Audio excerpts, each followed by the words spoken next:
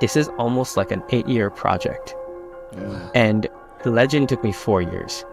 So in 12 years, I've only made 2 projects, which to me is outrageous. It's ridiculous. I want way more time to be able to make way more art. And I know the kind of things that I make take long to make. So the artist in me is starved for something else to make. So right now, the next step wouldn't be like, oh, some sort of financier saw that trailer, like, oh, we need to make this into a movie. The answer would be no. Like, I need to do something else for my soul. Ladies and gentlemen, on this auspicious of days, I bring you a tale that has transcended generations. A story so enchanting that even death can lay no claim to it. So bewildering in nature that you will question what it means to live. A world where magic, monsters, ancient secrets and curses intertwine in the realm of time. When tragedy, sorrow, death and loss are like waves in the sand with hope. Like an elusive oasis waiting to be found. Nas, you genius. The book many called 2 Mistakes Too Many. But there's no mistaking that this book is a masterclass in storytelling. Thank you for making this, and thank you for being on the podcast. Let's go start analyzing something beautiful. Thank Let you us for begin. those bars, man. I wish I wrote that on the back. That's nice. Let us begin. Well, to be fair, the first half was yours at the end, and then I just added the where I started A World Where Magic. I just added that bit. But no, seriously, man, thank you so much for creating this book and like publish it into the world, because it was a fantastic book. And before we get into it, there's actually something I forgot to quote, and I really want to quote this because for me this was one of the most telling quotes, and there's a lot of quotes in this, but there's some quotes. I'm gonna ask you on them quotes because some of them were hitting. I'm telling you, man, right. this one was: a fish in black waters finds no light. Yeah. Only after spending an eternity swimming in circles does it realize that the only light it will ever find is from deep within the core of its soul. Oh my goodness, my friend, I like to say incredible stuff. Before we get to you, I want to get Solo's reaction to this book. So then, because I want us to kind of like dissect from our standpoint what we think, and then you can kind of like chip in now to say, you know, actually you guys are wrong, this is what I meant, or maybe you guys are right, or maybe I don't know what the hell you guys were smoking. I didn't even mean that. But, yeah. Well, that's always a good thing. But also, I'll just say, even though we're homies and stuff, you're not obligated to like it. If there's parts of it you're like, hey, that just didn't make any sense. Why would you do that? I'd like to know. Yeah. No, honestly, I'm not just gassing you or anything. I thought it was incredible. And if there were, we'll get to like what we change and not change. I have a question on that because, like you mentioned, we're not trying to just blow smoke up your ass or anything. It's just more so a case where if it wasn't great, I would have said, you know, Nas, you could have done this, you could have done that. But I honestly, it was a page turner for me. It wasn't a case where I struggled. So, but we'll get into it. Solos are more of a what's it called?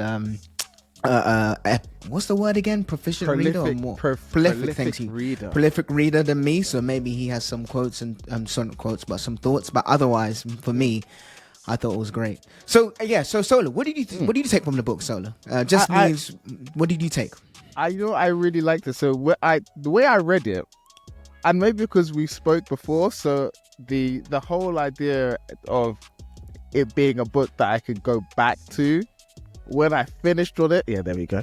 When I finished and I sat with it for a bit, I was like, yeah, I could actually, I would 100% come back to this book and read it again, and it would read differently because you're not asking yourself some of the questions. Okay, so are they connected? Are they not? Are they not? And so then you're reading it again. It's almost like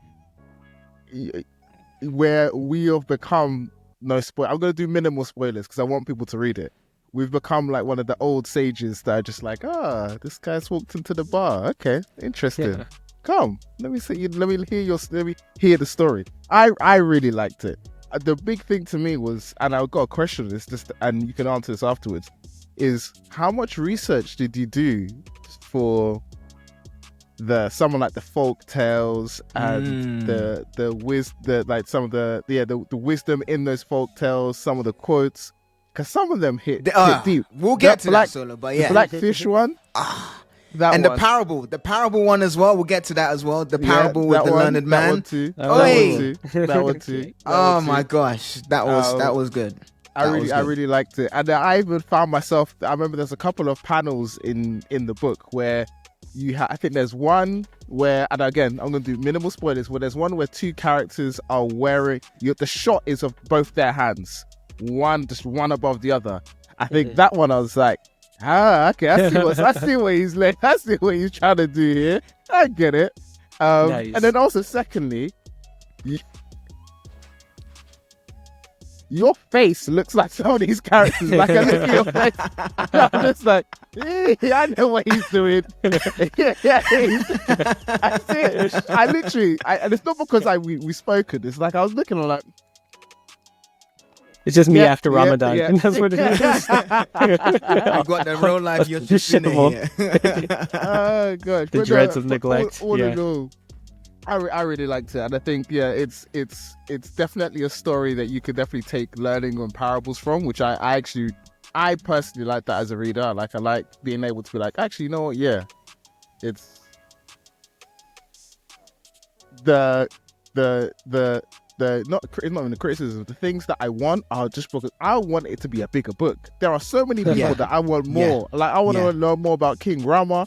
I want to know more about is it the sites, the 1, 2, 3 sites, the initial journey? Yeah. I want a whole book just on that. Just on that journey. Just on that journey. So a short answer I really to liked it. relate back to that desire that I have too. Is like, people ask me, oh, would you ever want to turn this into an anime? Like, is this the beginning of, is that what that trailer was, like a proof of concept? Like, in a more serious way, it's the end of the journey of the book, making it this master volume. It's like, this is how it was always supposed to end, in its best form before before it kind of disappears. And the reason is, it was never meant to be like, though I planned it as a way larger story, like, coming from high school, like, everyone read Naruto. Everything was a ripoff of Naruto in some sort of way, or One Piece. And, you all have the 100 chapters shown in manga artists' fantasy in your head, right? But as I went further, I realized my favorite character was Yoshitsune. And he was never the main character of the book. He was this kind of character just in the background, kind of like Gold Roger. You never get to see him. Yeah. But he's this man of myth, legend. What was the truth about him? And the older I got, the more I realized I liked that character more. And it became less about a big ripoff of Naruto. And which you may not, aside from maybe some of the art style, like, I don't think any of Naruto really made it into that book. But when it was in high school, it basically was a whole ninja journey and all this stuff. But there were loads of characters I would have loved to go into. But this is like the tale of just one of them and what was surrounding him.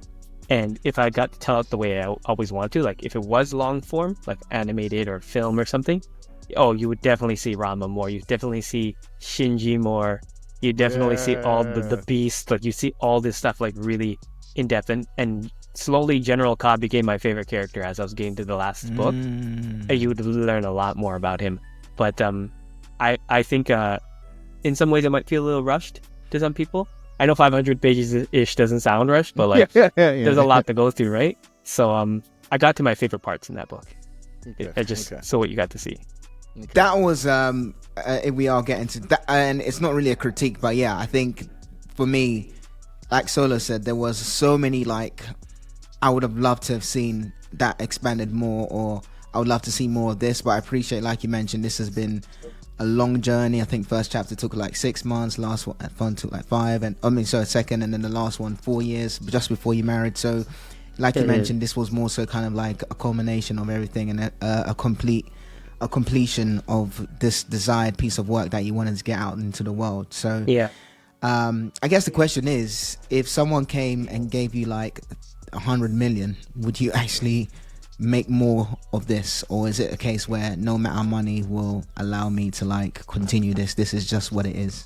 Can I Well, jump in before you answer that? Can I jump Yeah. in before you answer that? Because it's about the comments about this, and I'll let you answer this next. Reading this, normally, like we've said to Ed, like sometimes you don't know what the author's intentions are before you read something, so you can kind of go into it. I remember on one of our other previous conversations that this is, like you said, this is something that's not like just top of mind. This is something that was in your head for a long period of time, and that you wanted to kind of close that book. Close that chapter, knowing that going into the reading experience, for me, made it sweeter that it was an end. It was like quite finite. So I enjoyed that experience, knowing that it's not a Dragon Ball Z type of thing where it's just going to keep going and going and going and going and going and going. So I liked the finality of it. Sorry, but I just wanted to squeeze that in before you answer. Well, that's good, because that kind of gets me to like a simple idea of like, have you ever given anyone plastic flowers as a gift? No. Yeah, it's because the plastic flowers will never die. And they'll always be exactly as beautiful every single day for as long as you remember it. And part of the beauty of like a real flower is that you're not going to get to have it forever. Even if that's the part that you don't think about. It will slowly change every day, and then every time you remember it in its most beautiful form, most likely. And that's kind of how I see like a book or a movie or a portion, like a big piece of art that you want to work on, whether it's music or it's an art that you're learning. There's going to be a time and place where you're at your peak happiness making it. And there's also going to be a time and place where you're at the peak happiness of people enjoying it. And then for it to fade away, I think is a good thing. And that's why I made such a big effort to make the cover of the book really gorgeous, because I want the art in the book shrouded in art. So even if you didn't want to ever read the book again, you would still want to look at the book because it looks like a piece of art and treasure. So, but you don't have to read it again. Just remembering if you liked it, or remembering the time you're sitting down, getting to enjoy it, being undisturbed, like that adds a lot of value to the book and the reading experience and your memory of it. The memory is really important to me. So the short answer to the question, if I was given $100 million, would I continue it? I realistically, no one would turn down that money. I could do a lot with that in many different ways. But if I was given the right number to make this into something else, I wouldn't do it as a book again, because I just like movies too much. And currently my answer would be no, because the last book took 4 years. And this is across the course of 7 years that this took to make. And then it took me another year to finish that trailer, put everything together. I'm in the last week of my Kickstarter to send out. So if we add all that up, this is almost like an 8-year project. Wow. And Legend took me 4 years. So in 12 years, I've only made 2 projects, which to me is outrageous. It's ridiculous. I want way more time to be able to make way more art. And I know the kind of things that take long to make. So the artist in me is starved for something else to make. So right now, the next step wouldn't be like, some sort of financier saw that trailer, like, we need to make this into a movie. The answer would be no. Like I need to do something else for my soul. But that being said, just like the memory of it being great, maybe one day, 2 decades later, there's something else that comes about and I would want to get back into it. And that is a feeling that I have. Like I would want to do something with it. But right now I'm satiated getting to see it in animated form just for the trailer. And with David's awesome sound on it, and Cooper's awesome music, and Jason's awesome voice, and Mike's awesome color direction. And what you're holding is something really important to me. Like I'm glad that it's there that way. And it can always be that forever. Forever is whoever's holding it. And it may never be that again for anyone else, because there's only 1,000 of them. So, wow. And I don't know how. So honored. I don't know how. No, it's right. I don't know how much. Like hearing your answers, I find this quite inspirational personally, because I think there is something. I don't know what the right word is. There is something bittersweet. No, it's not bittersweet at all. I think it's bittersweet. No, it's not bittersweet. I don't know. There's clarity in it, because like hearing the way you speak right now, that answer is reflected in the story itself. The Yeah. idea of the no, but in a good way, like the idea of like the book, This is funny. and once it's written, it's there, and now that's what's being passed down. The book, it's the book and the stories, and it's going through those journeys that then bring people along onto that journey to try and find where enlightenment's going to be, or how to you know be free in the world or eliminate evil. But it started off with just finding books.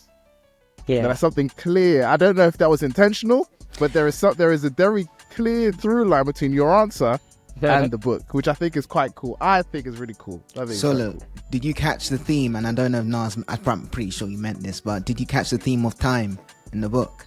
Yeah, TikTok with the watch. Yeah, but yeah. did you see the amount of times it was referenced with time, and how Yoshitsune say I don't have time, and then the play is called the sands or the waves and the sands of time. Sands of time. Yeah. I don't know if you meant that, Nas, but I thought that was pretty cool. And I think for me, I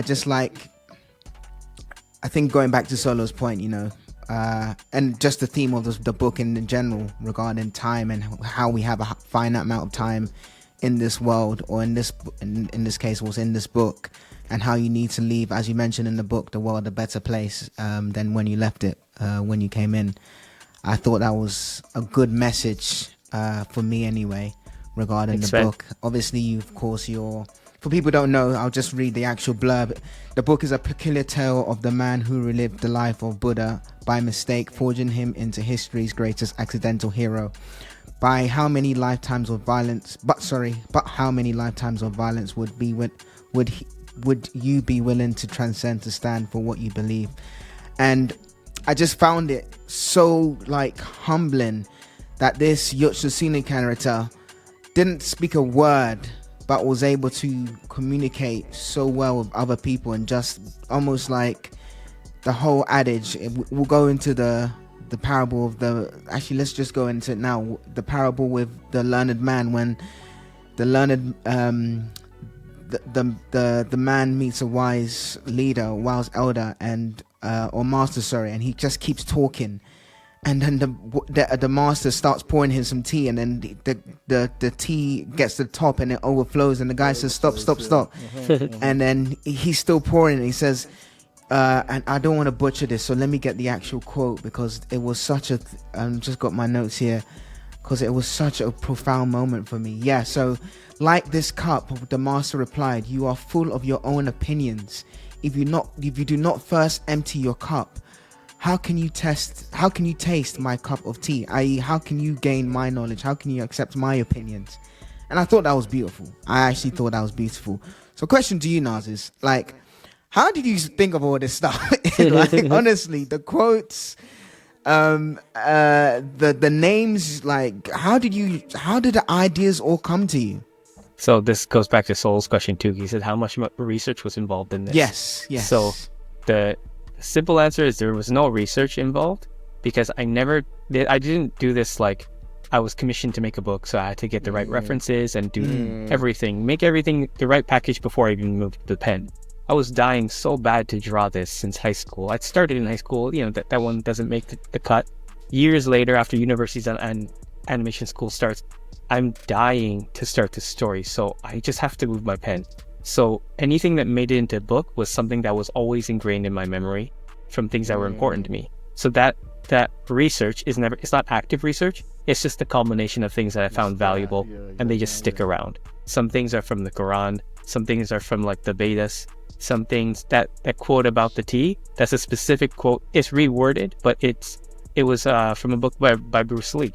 Striking thoughts. Yeah, and a lot of that sort of imagery of old Taoist wisdom and that sort of stuff is in the book, but I never really took the time to reference the Tao Te Ching or look at the Tibetan Book of the Dead or anything like this and figure out, oh, this is exactly what the quote is, or this is what it means. These are just this East Asian culture I always liked. These things that just stuck around in my head. The names and stuff, these are just names I like. I heard the name is Yoshitsune a long time ago. I always liked it, and I added meaning to the names. They were valuable to me, so I I added meanings to it. So like the name Keitaro Yoshitsune, Keitaro, I used special like Japanese kanji to add together to make the name sounding Keitaro, but it translates to the knight with one oar, and that's why he's like a one-man army even if he didn't want to be, and that's why on the spine you can see there's a man with a paddle in the thunderstorm. Do you know I may have missed that, but there. Oh, Right, there. the top part. Oh, yeah. okay. Yes. Yeah. Wow. That's that. Boy, if this is not like an advert to to create and just create what's on your mind and what's in your heart, I don't know what it is, because that's and taking like you see how inspiration can just as you live life, you just pick up things that just resonate with you, and it just finds itself being expressed in different forms, that's cool. That's really cool. And we might have talked about this a while back, but I mentioned like playtime or what's playtime, and like when do I get to have fun making something. When you start a project like this, whether it's long or short, like, and you're dying to just get these ideas out, it's a very strange situation that you put yourself in, because when you start, you think, oh, you want to do this and that, but like as in like, oh, like I mentioned, do you do the research first? Do you have everything right? But when you're just dying to start something, it will be clear if what you want to do is something you stick to. So the best way to explain that is, I might have mentioned this before, but I had done a fan expo once, like a Comic-Con, and I did some fan art for Adventure Time and Zelda, and these are things that I like, but I wasn't like fans of. It's not like Dragon Ball Z, it's not like Naruto, which I had lots of fan art of. And for some reason that year, that poster, everyone just like kind of just glanced past it. Nobody really batted an eyelash. And I made it specifically for that show, because that was the first time ever that I realized the name Fan Expo means that fans are coming. So why don't you look up what's popular that year? That's what everyone does. And I never thought to do that. Like, it just never crossed my mind. So I always just made the art I wanted, and that's what I sold that year, this, that, and the other. But that year, I tried to do that, and it was the one thing that no one paid attention to. And then I had this conclusion that if your heart's not in it, it shows in the work. Even though I took the time to draw it, how I would draw anything else, but something about it, people were able to look at it and they weren't interested because I wasn't interested when I made it. And the inverse is true too. If you are all about it and you're so happy and your enthusiasm for doing something is so clear and honest, it will show in the work too. So when you guys talk about, oh, there's a clarity in maybe the way it's written, or like what Yoshitsune wanted to do, or like the characters and the motivations, it's that way because it had to be that way. And I didn't want to cloud it with things that weren't related to anything that they were trying to do or anything that I want to write. It had to be exactly what I wanted to write at that time. And that's why I was like, artists always have this thing, they'll draw a picture 3 days later, ugh. But, and for me, like, I have to look at that 500 times now. But the first book, it's so old to me. The second book is moderately old. The third book is kind of fresh. So, but when you put it all together, it being together like that is enough for me to not say yuck at the end of the day. But eventually one day I'm going to look at it and be like, oh, I wish I redrew that hand, or like, you know what I mean? But one thing I was always happy with was the story. It was clear when I wrote it, and it's still clear, and it can only ever be clear. Now it's written, That's cool. I know we haven't got much time, so I just want to make sure I ask the most prominent questions in terms of like, because this is amazing.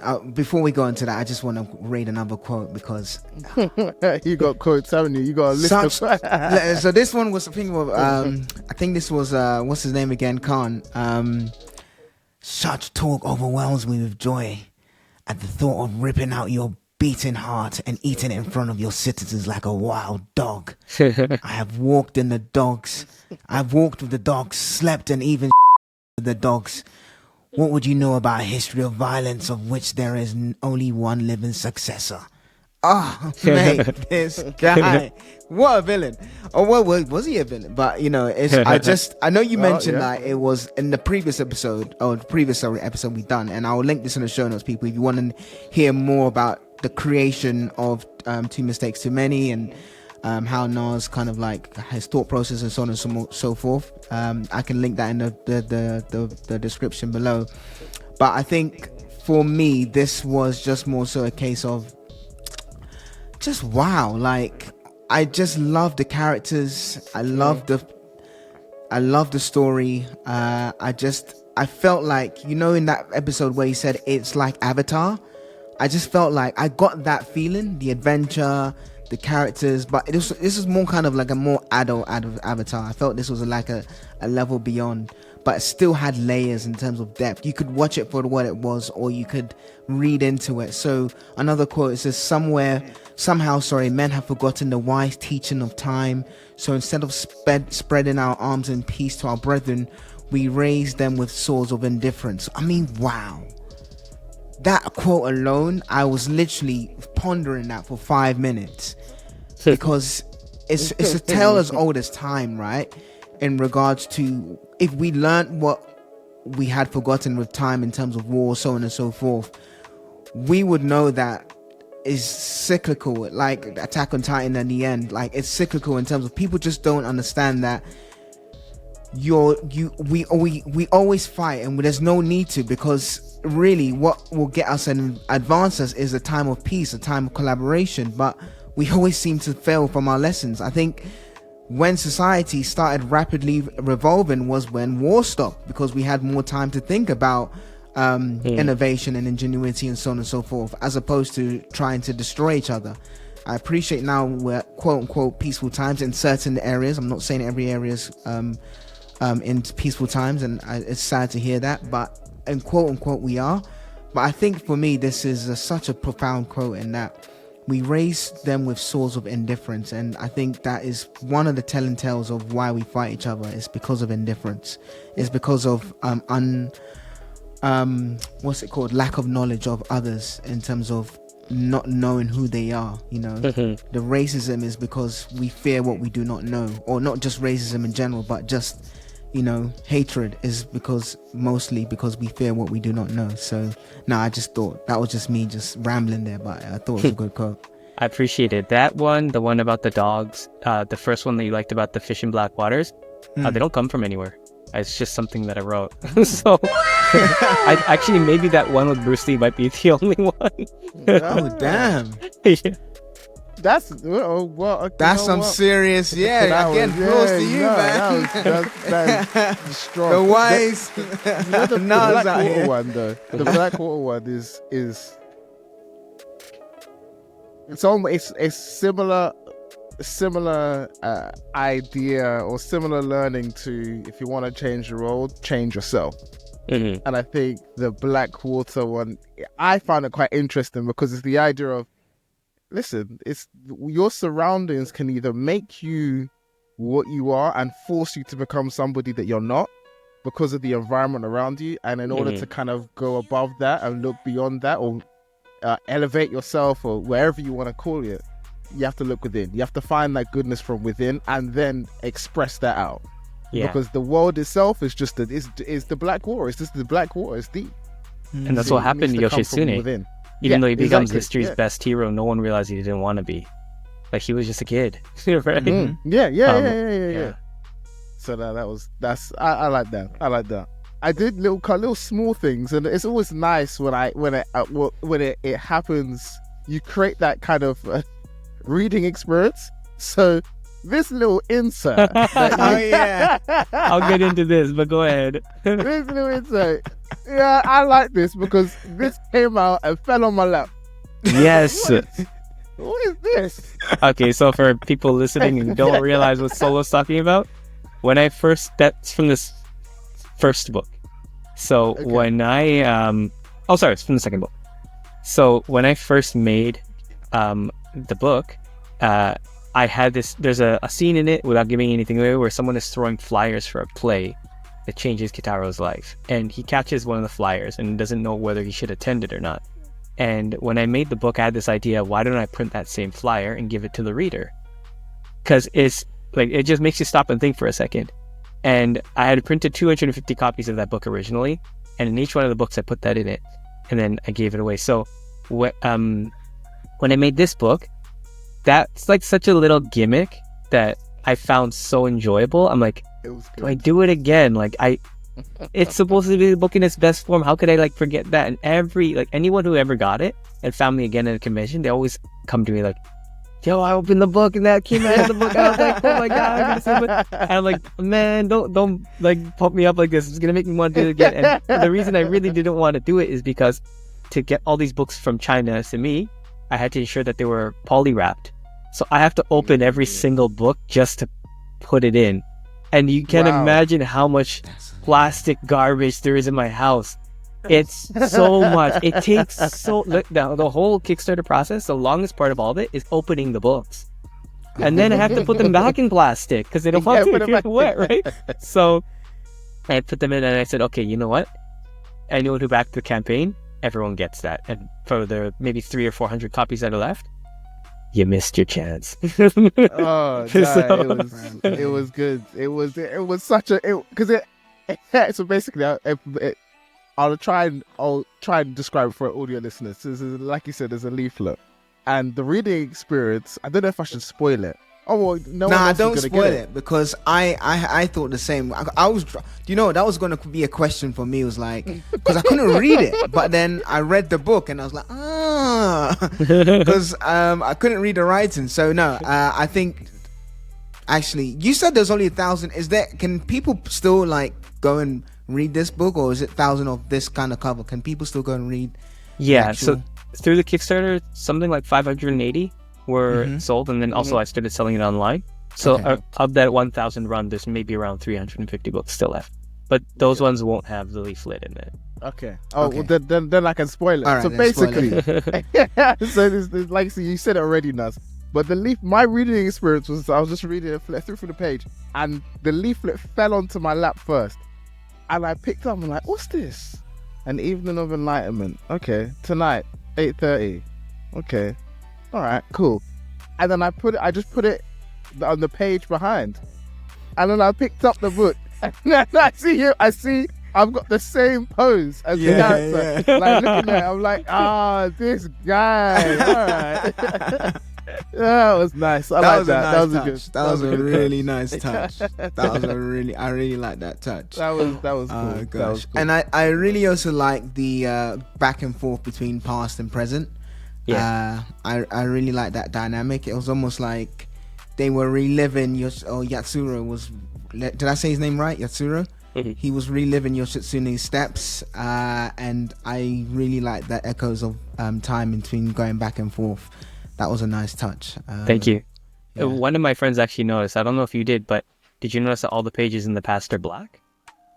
Say that again. Did you notice that all the pages in the past are black?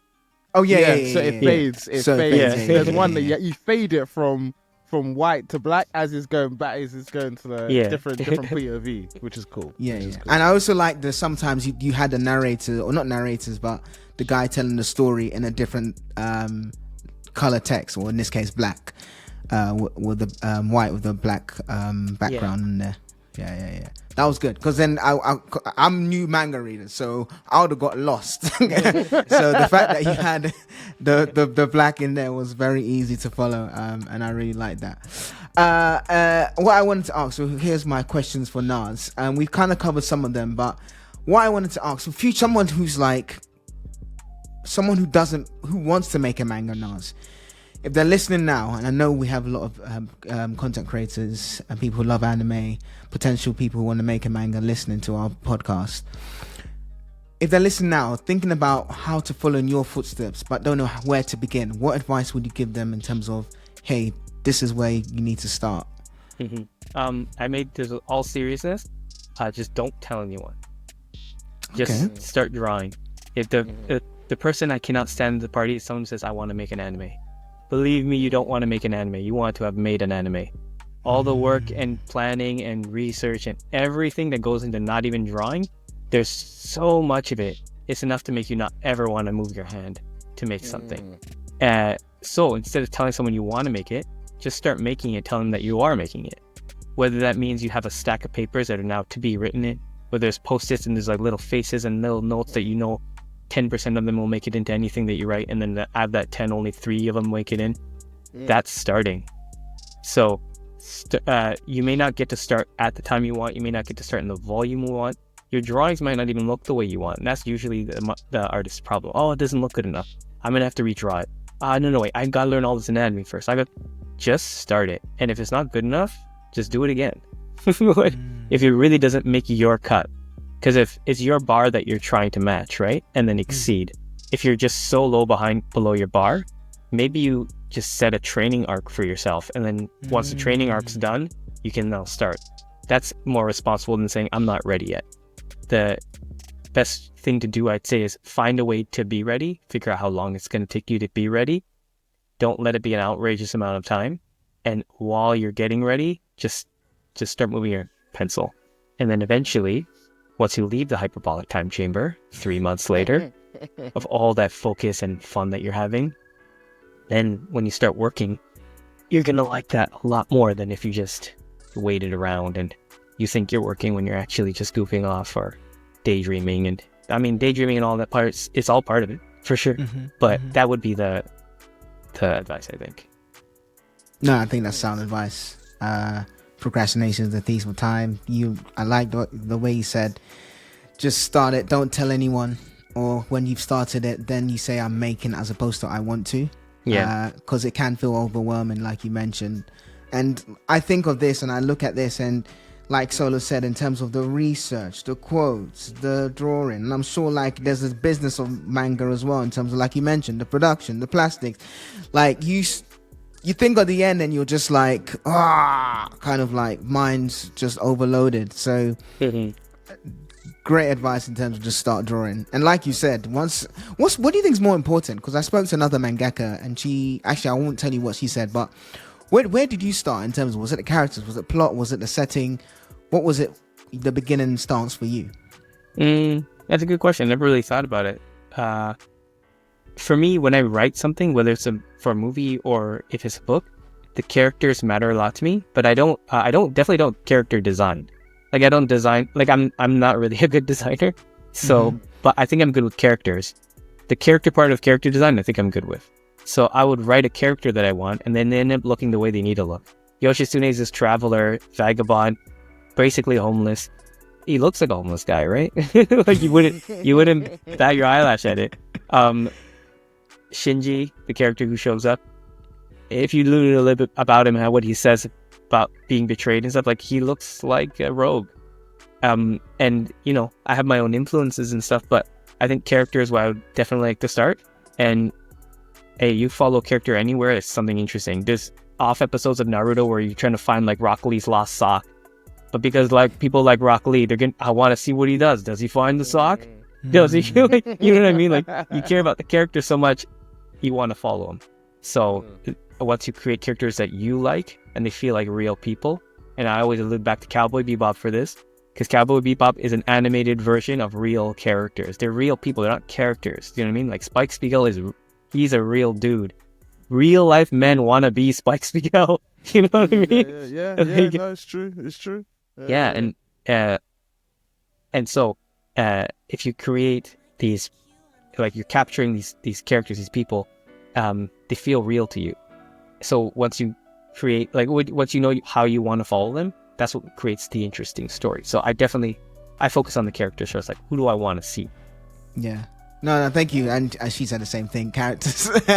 I remember Sola and I, we did a podcast and we had the debate, like what makes a great story. And I think Sola, you had characters at number one as well. I think I had plot or setting. And this episode hasn't come out yet, but I think this will come out before the one I had with that mangaka, Shonen Jump author. And she was just saying how the reason why characters are so important is because, to your point now, is people emotionally invest in those characters. You know, you don't necessarily emotionally invest in settings. The story's just the package, and everything obviously needs to tie up to make a great package, but primarily characters are what kind of people get emotionally tied and invested with. So that's why she thinks that's one of the most important aspects. Yeah. So yeah, definitely. Yeah, I agree like with this. It's good, yeah, because it's also, I know it's a running joke that I like villains, which is true, because I do like villains, but I think one of the reasons is because good villains anyway, often have a characterization which people might not want to admit, but they could just as easily imagine themselves or relate to in a very weird way. Because think about like Superman. People are all like, well, I mean, it's just a Boy Scout. How can someone be that good? Like, everything's perfect. And for a lot of people, it's like, nah, things ain't perfect. Then you look at someone like Batman and you think, okay, I kind of see, like, someone becomes an orphan at a young age and then gets broken. That's a broken man. Forget the billionaire. He's a broken man.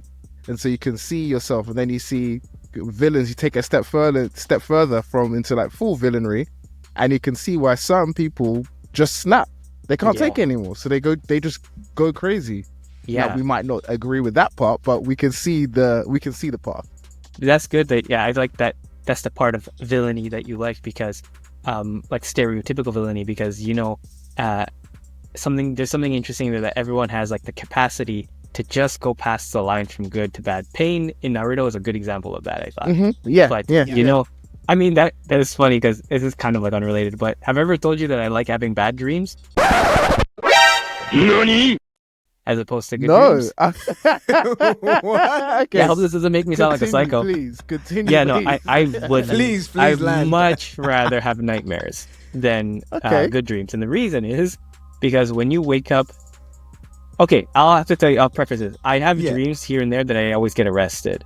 It's not that I have done all these illegal things, but it's just that I don't ever want to get arrested and just be taken away from society, right? Like, today's the day. Which is fair, yeah. I have dreams like, okay, say you had a dream that you're surrounded by women and good food and there's pineapples and chicken and everything. And then you're enjoying it. You remember it for a few seconds after you wake up and how good it did. Like, you remember the taste of all that stuff in your mouth and all these people looking at you and like loving you, and you wake up and you realize, oh, it's not real though. But it's so real, but it's gone. Like Alibaba's dream. But then you wake up from a nightmare, you're on the streets, you're getting arrested, you're going to jail. It's like, they finally got me. I'm gonna be here for 100 years. I never get to see my family. I don't get to find out how One Piece ended. And then you wake up, the relief you have, it lasts for weeks.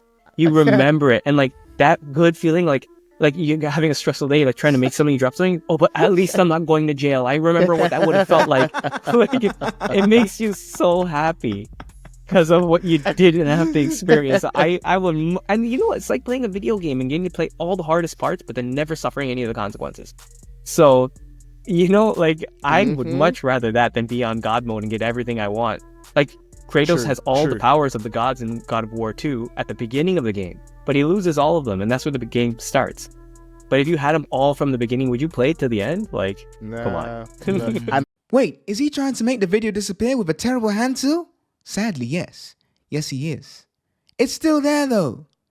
Yes, but in his mind, it's gone.